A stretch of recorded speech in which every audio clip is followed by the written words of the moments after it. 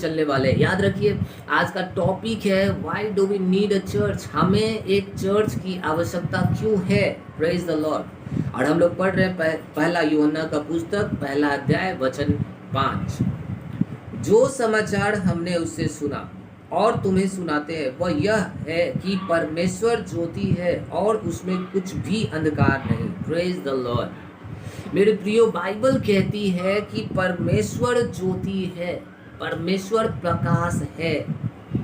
वास्तव में आप और हम इस बात को काफी अच्छे से जानते हैं कि सर्वशक्तिमान ईश्वर, सनातन काल का परमेश्वर, पूरे ब्रह्मांड का स्वामी केवल एक ही परमेश्वर है और वही वो सच्चा प्रकाश है जिसके द्वारा सारी दुनिया प्रकाशित है, सारा ब्रह्मांड प्रकाशित है। और उसका तेज, उसके प्रकाश का तेज हमारे सूर्य की किरणों से भी कहीं अधिक प्रकाशित है, प्रकाशमान है। हालेलुया।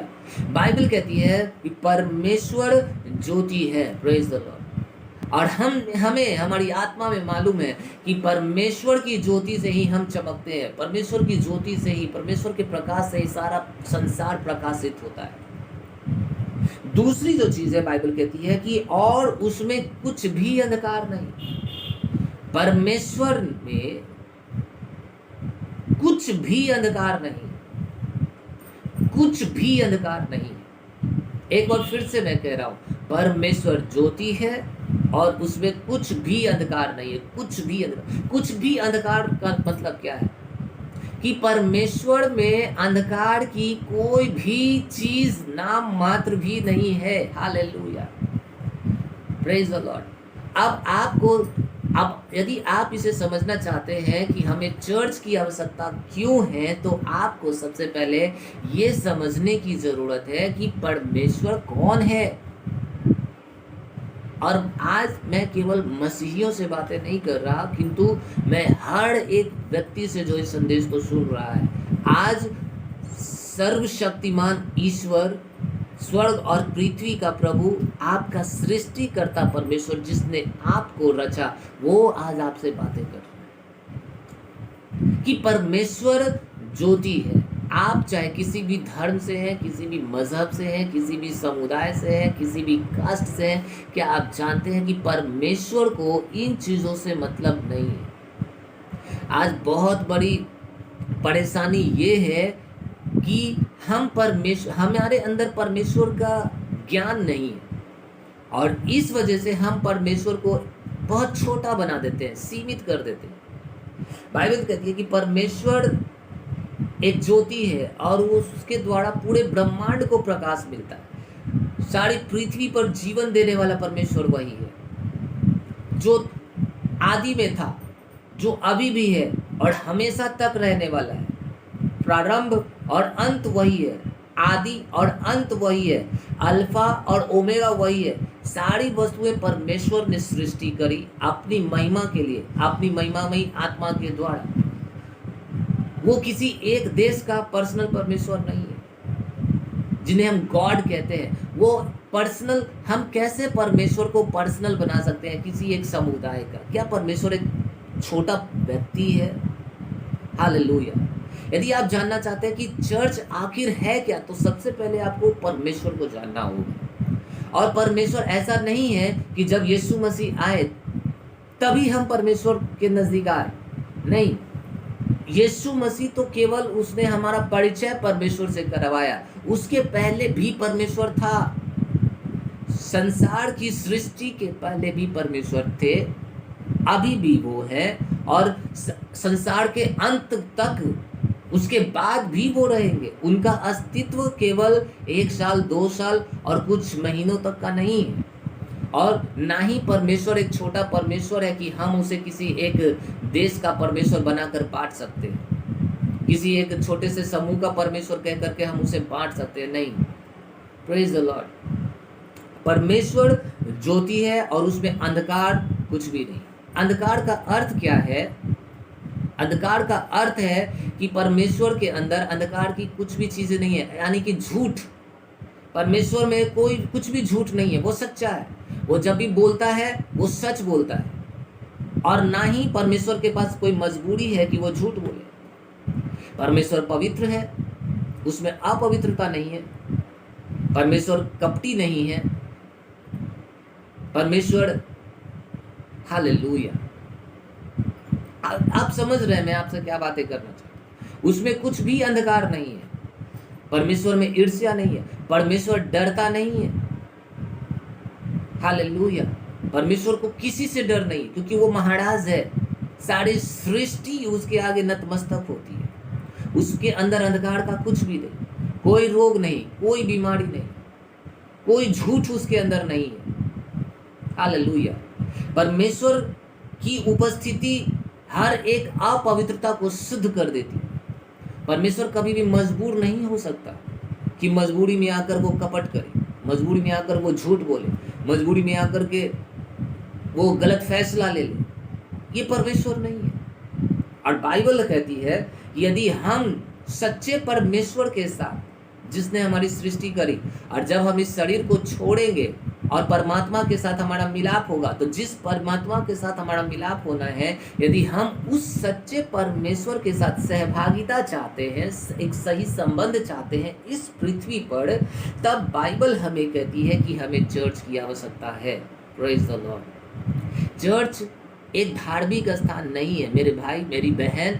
चर्च एक धार्मिक स्थान नहीं है। हालेलुया। चर्च वो स्थान है जहां पर आकर लोगों की खोज पूरी होती है। Praise the Lord. कहता है 6ठा वचन, यदि हम कहें कि उसके साथ हमारी सहभागिता है और फिर अंधकार में चले तो हम झूठे हैं और सत्य पर नहीं चलते। पर यदि जैसा वह ज्योति में है वैसे ही हम भी ज्योति में चले तो एक दूसरे के साथ सहभागिता रखते हैं और उसके पुत्र यीशु का लहू हमें सब पापों से शुद्ध करता है। Praise the Lord. तो आप इस बात को समझना है कि हमें चर्च की आवश्यकता केवल इसलिए नहीं है कि हमें कुछ एक आशीष चाहिए, हमें नौकरी चाहिए, हमें बिजनेस चाहिए और सांसारिक या दुनियावी चीज़ें। हाँ, ये चीज़ें हमें आवश्यक हैं, किंतु जो वास्तविक वस्तु है जिसके लिए हमें चर्च की आवश्यकता है वो है परमेश्वर के साथ, परमात्मा के साथ सहभागिता करना, परमात्मा के साथ जुड़ जाना, परमात्मा के साथ हमारा दिल, हमारा मन, हमारी आत्मा एक करना। यदि आप चाहते हैं सच्चाई में चलना, आपको चर्च की जरूरत है। Praise the Lord. यदि आप, बाइबल कहती है कि यदि हम कहें कि परमेश्वर के साथ हमारी सहभागिता है और फिर अंधकार में चले तो हम झूठे। यदि आप हिंसा में विश्वास करते हैं, आप झगड़ों में विश्वास करते हैं, आप क्लेश में विश्वास करते हैं, आप नफरत में विश्वास करते हैं, आप दंगों में विश्वास करते हैं, बाइबल कहती है कि ये चीज़ें अंधकार की है। और यदि आप इन चीज़ों में विश्वास करते हैं और आप कहते हैं कि मैं परमेश्वर से प्रेम करता हूँ, मेरा परमेश्वर के साथ एक गहरा संबंध है, तो बाइबल कहती है कि आप झूठ बोल रहे हैं, क्योंकि परमेश्वर में तो अंधकार का कुछ भी है ही नहीं।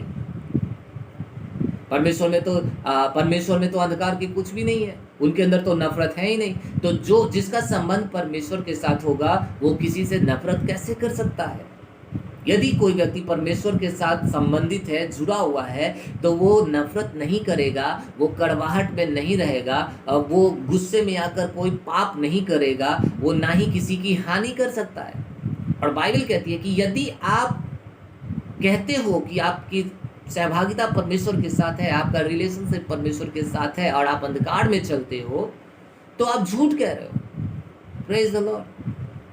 और चर्च में यही चीज़ें हम सीखते हैं, यही चीज़ें हम प्रैक्टिस करते हैं कि हम कैसे परमेश्वर के साथ एक हो सकते हैं, कैसे हम अंधकार की चीज़ों से छूट सकते हैं। बाइबल कहती है कि यदि हम सहभागिता करें निरंतर, तो यीशु मसीह का लहू हमें पापों से शुद्ध करता है। हमारे पापों से हमें क्षमा देने के लिए हमारे काम काफ़ी नहीं थे, हमारा प्रयास काफ़ी नहीं था, इसलिए परमेश्वर ने अपने इकलौते बेटे को इस संसार में भेजा।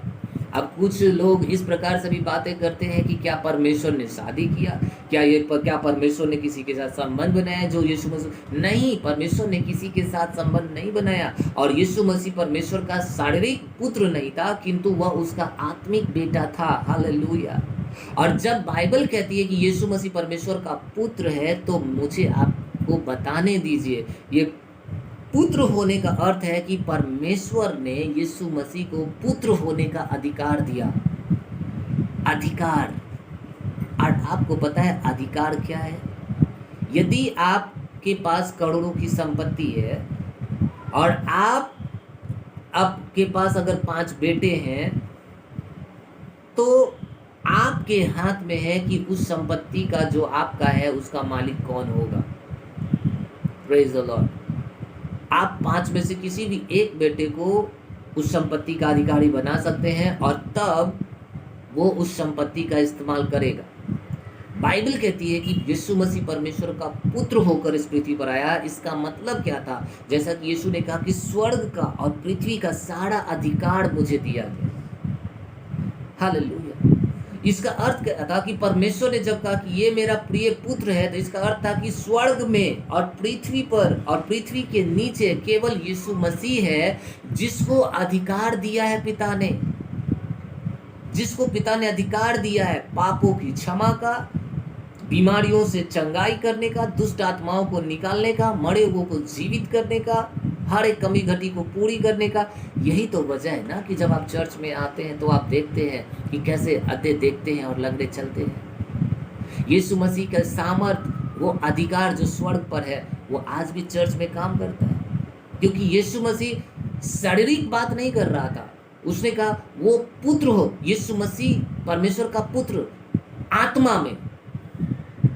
हालेलुया। और उसने हम सभी को भी परमेश्वर का पुत्र बनाया। तो हमें चर्च की जरूरत क्यों है? यदि हम सच्चे परमेश्वर के साथ, यदि हम झूठ में नहीं रहना चाहते, यदि हम अंधकार में नहीं चलना चाहते, हिंसा, गलत नशा, बुराई। आज कई ऐसे लोग हैं जो कहते हैं कि मेरा परमेश्वर के साथ एक गहरा संबंध है, किंतु यदि आप उनकी जिंदगियों को देखेंगे, वो अंधकार में जी रहे हैं, वो एक नफरत का जीवन जी रहे हैं, उनमें भाईचारा नहीं है, उनमें प्रेम नहीं है। और बाइबल कहती है कि यदि तुम कहते हो कि तुम परमेश्वर के साथ जुड़े हुए हो और तुम अंधकार में चलते हो, तो तुम झूठ कहते हो। Praise the Lord. मेरे प्रियो, इसी वजह से हमें एक चर्च की जरूरत है। यीशु मसीह ने चर्च को एक धर्म स्थल के जगह जैसा नहीं देखा। दूसरी चीज मैं आज आपको बताना चाहता हूं कि चर्च जब हम बात कर रहे हैं तो यह एक बिल्डिंग के बारे में नहीं है कि एक बहुत अच्छा सा बिल्डिंग। हाँ, हमें एक बिल्डिंग की ज़रूरत होती है, हमें एक बिल्डिंग की आवश्यकता है जहाँ पर हम सहभागिता कर सके, सैकड़ों की संख्या में उपस्थित होकर, हजारों की संख्या में उपस्थित होकर और लाखों की संख्या में उपस्थित होकर हम परमेश्वर के वचनों को सुने। हमें एक ऐसे जगह की आवश्यकता है। किंतु जब हम चर्च की बातें करते हैं, बाइबल एक बिल्डिंग के विषय में बात नहीं करती। मैं आपको समझाना चाहता हूं, आप इसको लिख सकते हैं कि चर्च एक समुदाय है, एक समूह है समर्पित और वफादार विश्वासियों का, चेलों का और यीशु मसीह के सेवकों का, जो परमेश्वर के वचन के अनुसार यीशु मसीह की अधीनगी में जीते हुए यीशु मसीह के पुनरागमन की प्रतीक्षा कर रहे हैं। यानी कि चर्च क्या है? विश्वासियों, और कौन से विश्वासियों? समर्पित और वफादार विश्वासियों, चेलों और प्रेरितों का समूह। एक बार फिर से मैं आपको कह रहा हूं कि चर्च क्या है? चर्च है समर्पित, वफादार विश्वासियों, चेलों और परमेश्वर के सेवकों का समूह, जो कि परमेश्वर के वचन के अनुसार अगुओं की अधीनगी में जीते हुए यीशु मसीह के आने की बाट जोड़ रहे हैं। हालेलुया। यही वजह है कि आप